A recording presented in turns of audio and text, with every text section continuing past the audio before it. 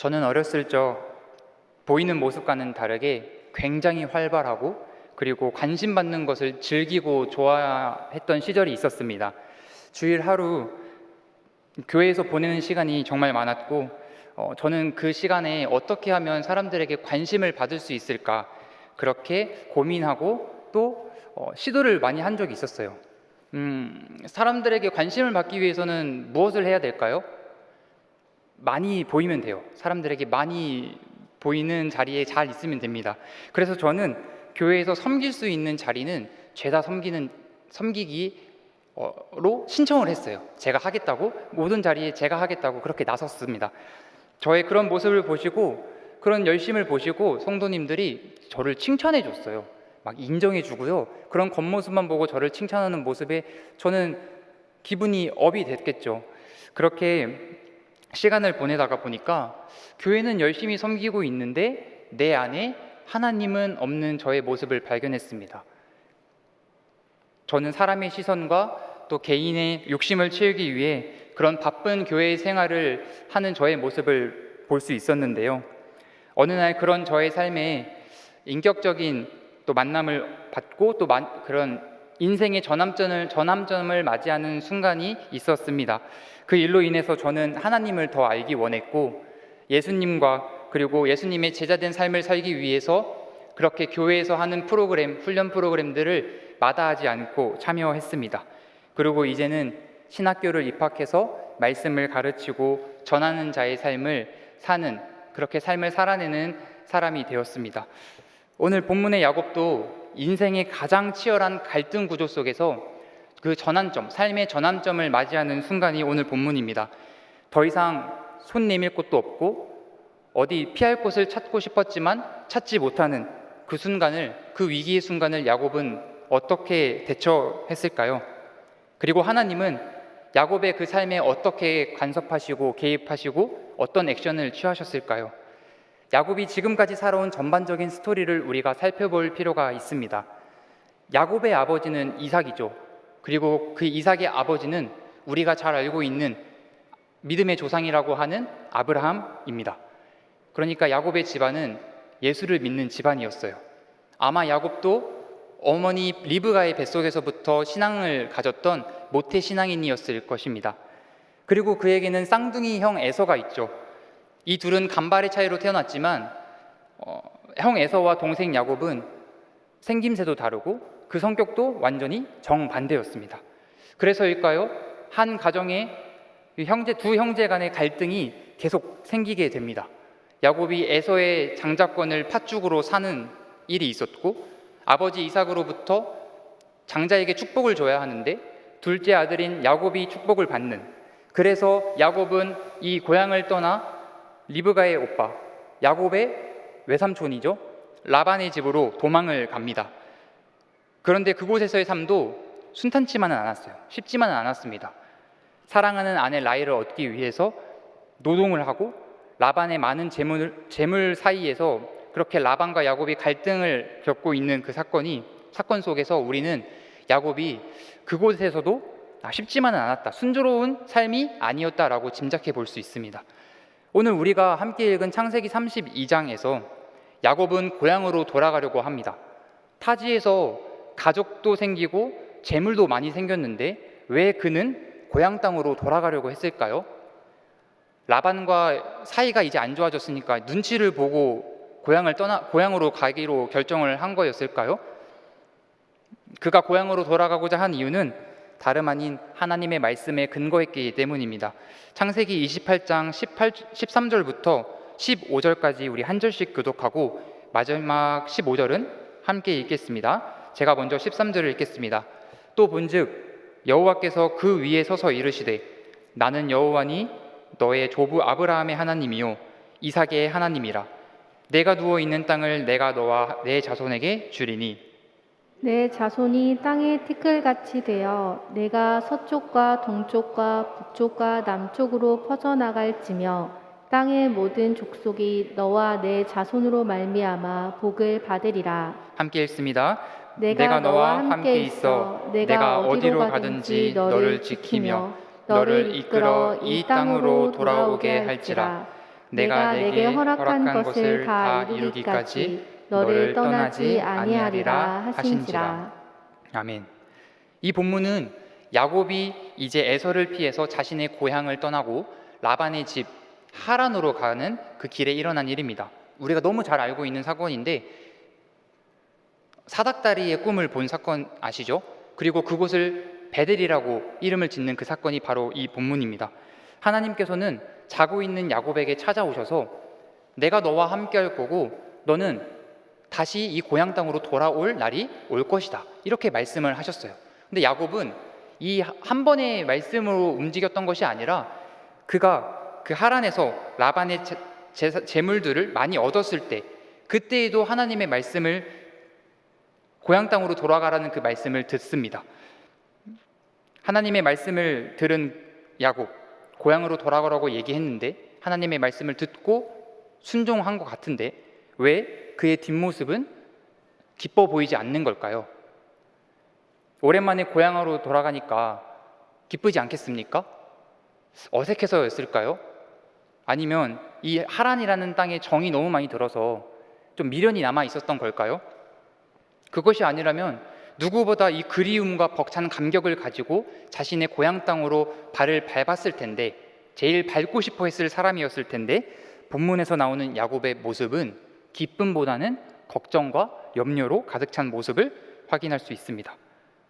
왜냐하면 바로 그의 형 에서가 자신을 만나러 오겠다고 그런 소식을 들었기 때문이에요. 야곱은 고향으로 돌아가기 전에 에돔 땅에 있는 형 에서에게 사자들을 보냅니다. 왜 보냈냐면은 그 자신의 상황을 설명하고 그곳에서의 그 분위기를 좀 파악하고 싶었기 때문일 것 같아요. 근데 사자들에게서 들린 소식은 형 에서가 400명을 데리고 자신을 맞이하러 온다는 얘기를 들은 거예요. 야곱은 혹시나 형한테서 피해를 받을까봐, 피해를 입을까봐 자신의 재물을 두 갈래로 나누고 대피를 시킵니다. 자기 자신이 옛날에 형 에서에게 장자권을 뺏고, 그리고 형 에서로부터 받는 이삭의 축복을 가로챘기 때문에 그게 기억나서였을까요? 야곱은 성경에 심히 두렵고 답답한 상황이 있다고 이렇게 기록되어 있습니다. 그런데 야곱이 에서의 그 400명을 전혀 두려워할 이유가 없었어요. 창세기 32장 1, 2절을 이렇게 기록되어 있습니다. 야곱이 길을 가는데 하나님의 사자들이 그를 만난지라. 야곱이 그들을 볼 때에 이르기를 이는 하나님의 군대라 하고 그 땅 이름을 마하나임이라 하였더라. 아멘. 야곱은 에서에게 사자를 보내고, 그리고 에서가 400명의 사람들을 데리고 온다는 얘기를 듣기 전에 이미 하나님의 군대를 자신의 눈으로 목격했습니다. 얼마나 그것이 생생했으면 그곳 이름을 마하나임이라고 지어주기까지 해요. 이런 귀한 경험들을 겪었음에도 불구하고 야곱은 지금 현실적으로 다가오는 문제 앞에 그때의 일을 잊어버렸습니다.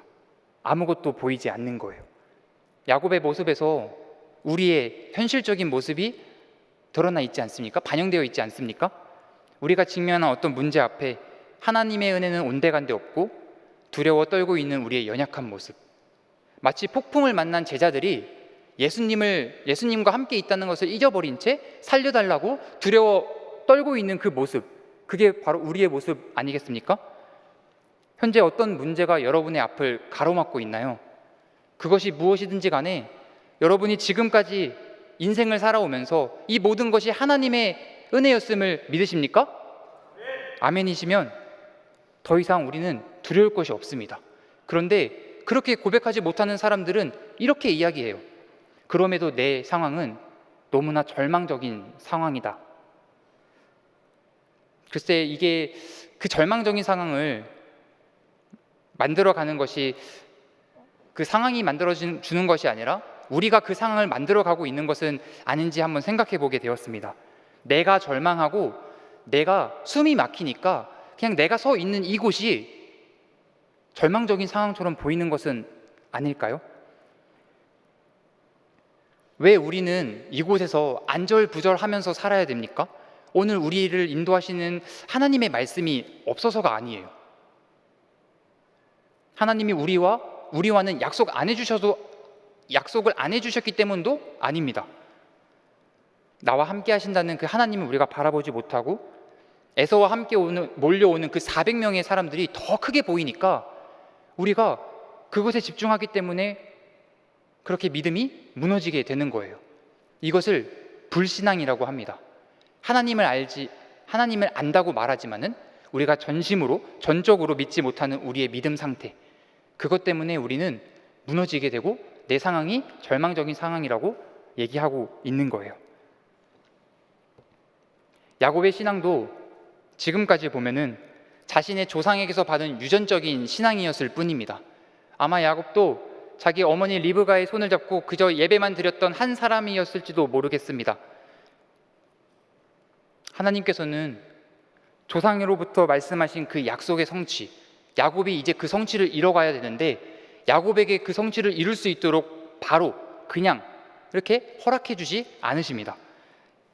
야곱이 그 약속을 성취하기 위해서는 무언가가 준비가 되어 있었어야 됐어요. 그게 뭐냐면 바로 하나님과의 인격적인 만남이었습니다. 하나님을 온전하게 믿는 신앙이라는 거예요. 사랑하는 여러분, 하나님께서는 오늘도 저와 여러분의 길을 지켜 보호해 주시고 우리를 끝까지 인도해 주시는 줄 믿습니다. 예배를 통해 하나님과의 인격적인 만남을 경험하고 우리 눈앞에 보이는 현실적인 문제보다 더 크신 하나님을 바라볼 수 있기를 소망합니다. 바라기는 이 자리에 계신 여러분이 그저 오늘 이 말씀을 듣고 돌아가는 것으로 그치지 않았으면 좋겠어요.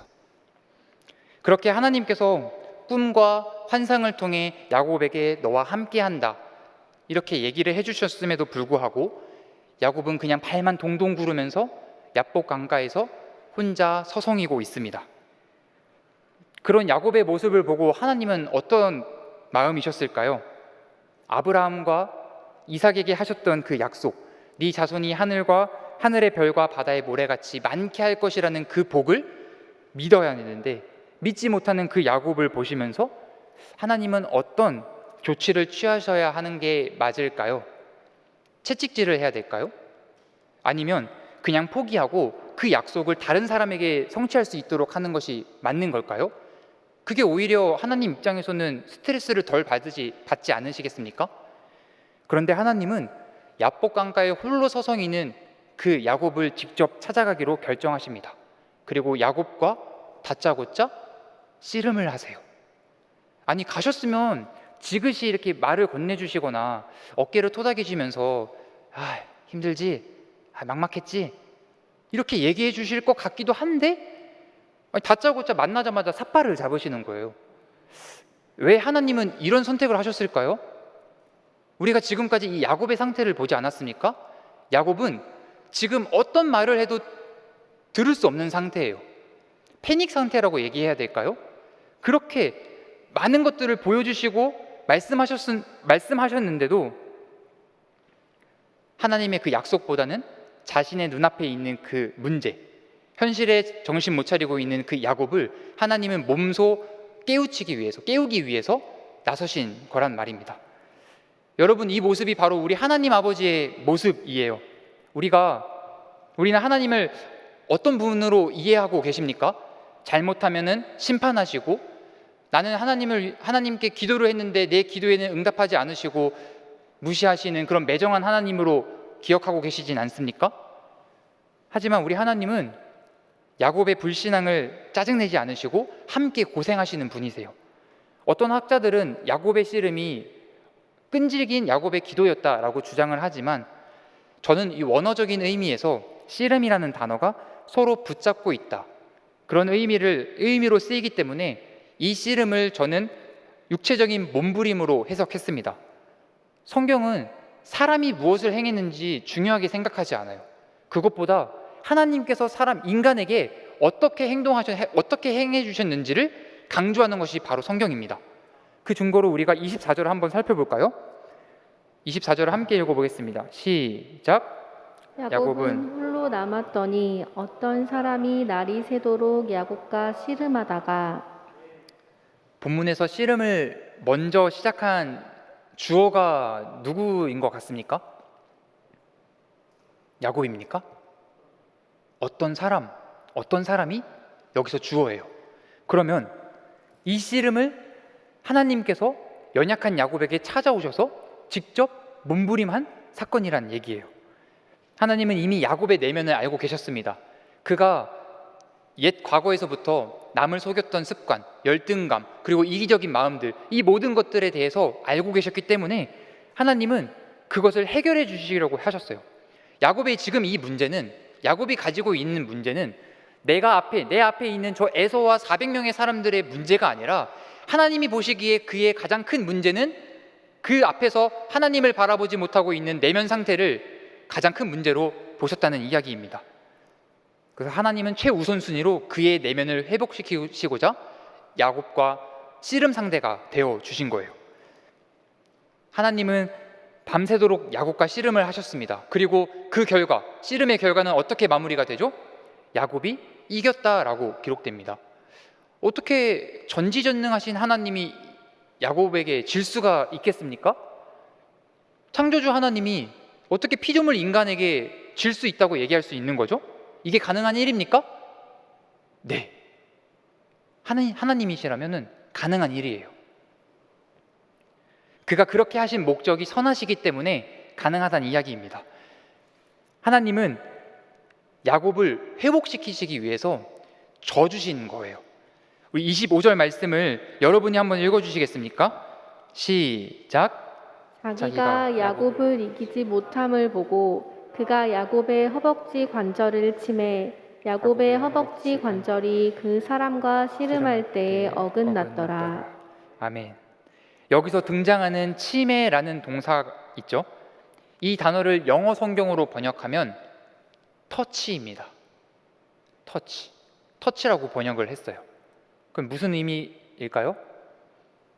그냥 손만 갖다 대도 그냥 만지기만 하니까 뼈가 나간 거예요. 여러분, 우리 하나님이 이런 분이세요. 근데 어떻게 한 번만 만지면, 대기만 하면은 뼈가 나가는 분이신데 어떻게 야곱이 이길 수 있었겠습니까? 야곱이 대단해서가 아니라 하나님께서 저어주셨기 때문에 가능한 것 아니겠습니까? 우리도 이와 같은 상황을 부모님으로부터 많이 겪는 것 같습니다. 저도 어릴 때 아버지와 괜히 팔씨름을 해보겠다고 아버지 팔을 잡고 팔씨름을 했던 기억이 있는데요. 그때 저희 아버지가 참, 네가? 이러면서 그냥 저를 그냥 넘기셨겠습니까? 그러면서 저한테 엄마한테 가서 밥이나 더 얻어먹고 오라고 이렇게 얘기하셨을까요? 아니죠. 우리 아버지들은 져주시지 않겠습니까? 우리 아들이 이기는 그 기쁜 모습을 보시기 위해서 져주지 않으셨겠습니까? 근데 그냥 져주시는 게 아니에요. 이길 듯 말 듯 이렇게 이 긴박한 뭔가 그 상황을 줌으로써 아들인 저에게 내가 정말 대단한 사람인 것 마냥 그렇게 상황을 연출하시는데, 그렇게 극적으로 이겼을 때의 기쁨이 더 크니까 우리에게 그 기쁨을 맛보여주기 위해서 져주시는 것 아닐까요? 우리가 부모님을 이기는 것, 그리고 부모님이 우리에게 져주시는 것, 상황은 완전히 다른 상황입니다. 마찬가지로 하나님이 져주신 이유는 그 야곱의 길을 살려주기 위해서 그렇게 져주신 거예요. 그리고 나서 네가 나를 이겼는데 뭘 그렇게 두려워하고 있어? 네가 여호와 하나님을 이겼는데 어떻게 저 에서를 두려워할 수 있겠니? 라고 알려주시는 그 하나님의 마음을 이제 이해가 조금 되십니까? 그리고 하나님은 이제 야곱에게 이렇게 질문을 하십니다. 너 이름이 뭐니? 네 내 이름 아니 뭐 이런 거 아니죠. 이름이 뭐니?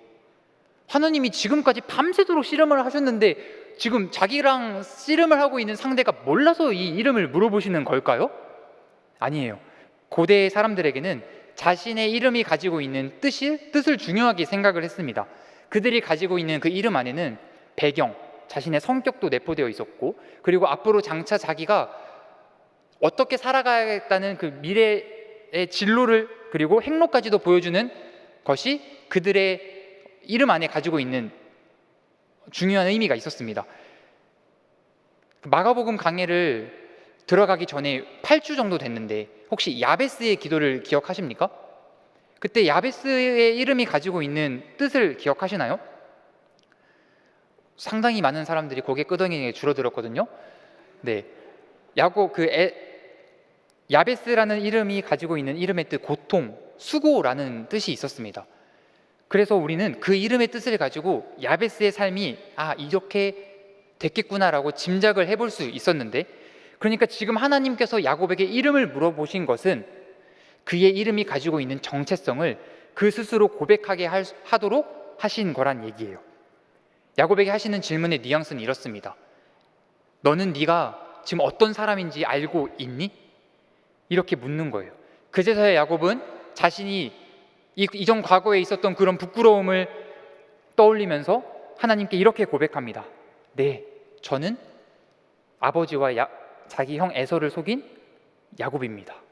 제가 지금까지 저 잘났다고 그렇게 살아온 사람입니다. 그리스도를 믿는 성도에게도 이것은 정말 중요한 질문입니다. 내가 어떤 존재인지, 그리고 나의 정체성을 돌아보게 하는 이 질문은 우리의 신앙생활을 하면서 우리 신앙을 점검하는 데 있어서 가장 필요한 질문입니다. 그리고 그 질문에 대한 대답을 우리는 반드시 스스로 고백할 수 있어야 돼요. 나의 인생은 나의 것이 아니며 나 스스로 할 수 있는 것이 아무것도 없다라는 것을 고백했을 때에 하나님께서는 우리의 그 고백을 기쁘게 받으시는 줄 믿습니다. 이 야곱의 고백을 기쁘게 받으신 하나님은 그에게 새로운 이름을 주시는데요. 이제 야곱은 더 이상 남을 속이는 자의 삶을 사는 것이 아니라 하나님의 언약을 이어갈 계승자, 이스라엘이라는 이름을 가지고, 그 영광스러운 이름을 가지고 새 신분으로 살아가게 된다는 것입니다. 하나님께서는 야곱을 자녀 삼아 주셨습니다. 하나님의 축복을 받은 야곱은 그제서야 자기 자신이 씨름을 하고 있던 그 상대가 하나님이라는 사실을 깨닫게 되는데요. 그리고 하나님을 만난 그 감격을 이렇게 고백합니다. 30절 말씀을 함께 읽겠습니다. 시작. 그러므로 야곱이 그곳 이름을 브니엘이라 하였으니 그가 이르기를 내가 하나님과 대면하여 보았으나 내 생명이 보존되었다 함이더라. 아멘. 내 생명이 보존되었다. 어떻게 보면 이 표현이 내가 하나님을 만났는데 내가 하나님을 대면했음에도 불구하고 내 생명이 끝나지 않았다, 이런 표현으로 생각하실지 모르겠지만 이것은 단순히 야곱의 생명이 연장되었다라는 안도감의 표현이 절대 아닙니다. 지금 야곱의 상태를 생각해 보세요. 과거에 자신의 부끄러웠던 그 과거를 떠올리면서 회심을 했습니다. 그리고 하나님을 믿어서 새로운 신분을 얻은 상황이에요. 그런데 그가 아직 해결하지 못한 사건이 하나 있지 않습니까? 에서를 만나는 거예요. 야곱과 하나님이 지금 씨름을 하고 있는 사이에 에서는 400명의 사람들을 데리고 점점 더 가까이 야곱에게 다가오고 있었습니다. 그러면 야곱과 함께 하신다고 하는 그 하나님은 이 상황을 어떻게 해결해 주실까요? 에서의 그 사람들을 쓸어버리십니까? 아니요? 그러면은 야곱에게 에서를 상대할 그런 군대를 허락해 주십니까? 아니에요. 그 어떤 물리적인 방법을 사용하시는 것이 아니라 야곱에게 하나님만이 유일한 소망이 된다는 사실을 확신시켜 주십니다. 그 확신을 믿은 야곱은 더 이상 자기가 가지고 있었던 그 문제가 두려움의 대상이 되지 않았어요. 에서를 더 이상 두려워할 필요가 없었던 거예요. 그래서 나의 생명이 보존되었다, 이 야곱이 지금 하고 있는 고백은 하나님이 나와 함께 하신다면 내 인생에 어떤 두려움도 있을 수 없다. 그러니까 저 에서가 오는 상황도 나를 절대 해칠 수 없다 라는 그 믿음에 대한 감격의 표현이 나의 생명이 보존되었다 라고 얘기를 하고 있는 것입니다. 지금까지 가장 뒤에서 에서를 요리조리 피하면서 그렇게 상황을 봐야 했던 야곱은 이제 누구보다 앞장서서 형 에서를 맞이합니다. 이처럼 하나님을 만난 사람은 내 앞에 있는 현실의 이 문제, 더 이상 두려움의 대상이 되지 않는다는 사실을 알 뿐만 아니라 하나님으로 인격적으로 만난 사람에게는 그의 인생에 안도감이 자리 잡게 됩니다. 주 안에서 사랑하는 허그 청년 여러분, 내 뜻대로 되지 않는다고 해서 답답하거나 좌절하고 계시진 않습니까? 내가 하나님한테 이렇게 기도하고 있는데 왠지 초조하십니까?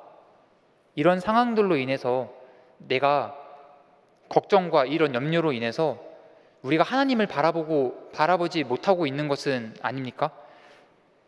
혹시 야곱보다 더 어렵고 절망적인 상황이 되어야 하나님이 나를 만나 주시는 건 아닐까요? 아니죠.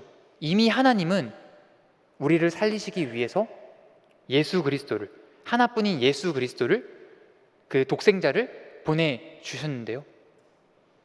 그의 죽으심으로 우리는 거룩해지고 그가 다시 살아나심으로 우리는 영원한 생명을 보장해 주셨습니다. 믿으십니까? 그러면 이제 우리가 해야 될 일은 뭘까요? 믿는 대로 행하는 거죠. 나는 스스로 일어날 수 없는 존재입니다. 나를 위해서 이렇게 이 땅에 찾아오신 예수 그리스도를 내가 믿습니다. 그리고 그분이 나의 힘과 능력이 되십니다 라는 이 고백이 우리의 고백이 되어야 되는 줄 믿습니다. 그러면 이 고백대로 여러분의 삶에서 증거해 주세요. 주님이 한결같은 사랑이 나를 붙드신다고 우리가 고백하지 않았습니까? 그러면 지금 내 앞에 있는 이 문제, 더 이상 우리에게 아무것도 아닌 게 되는 거예요.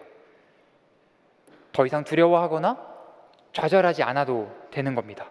당당하게 여러분의 삶을 살되 반드시 하나님과 동행하며 그 삶을 살아내 주세요. 우리가 함께 말씀을 정리합니다. 남을 속이고 자신의 유익을 취하며 살았던 이 야곱에게 하나님이 찾아오셔서 이스라엘이라는 새 인생을 허락해 주셨습니다. 이러한 축복은 그의 신앙심이 뛰어나서 받은 것이 아니에요.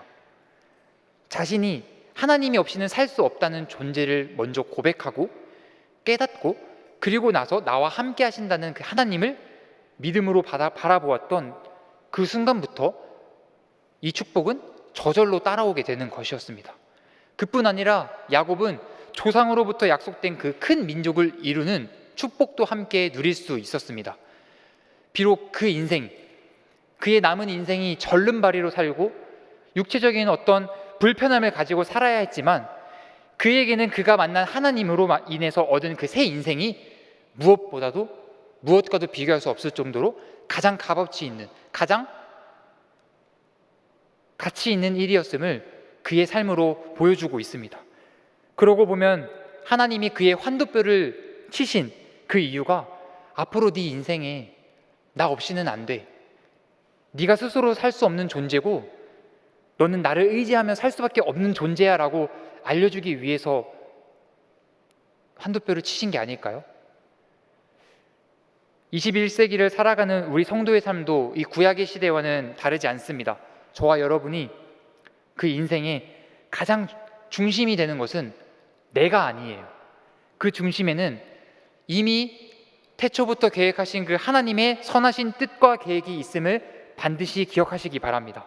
그리고 나의 문제보다 더 크신 그 임마누엘의 하나님을 바라보면서 이겨내시길 소망합니다. 그러려면 먼저 나의 존재가 깨어져야 돼요. 내 존재가 예수 그리스도의 인생이 예수 그리스도 아니면은 안 된다는 그 사실을 고백하고 내 인생의 가장 최고의 가치가 예수 그리스도, 그가 유일한 소망이 되시며 최고의 가치가 된다는 사실을 우리가 삶으로 살아내면 좋겠습니다. 그랬을 때 두려움보다 당당함으로 이 모든 문제를 이겨내시는 은혜가 저와 여러분 가운데 예수 그리스도의 이름으로 일어날 수 있기를 축복합니다. 아멘.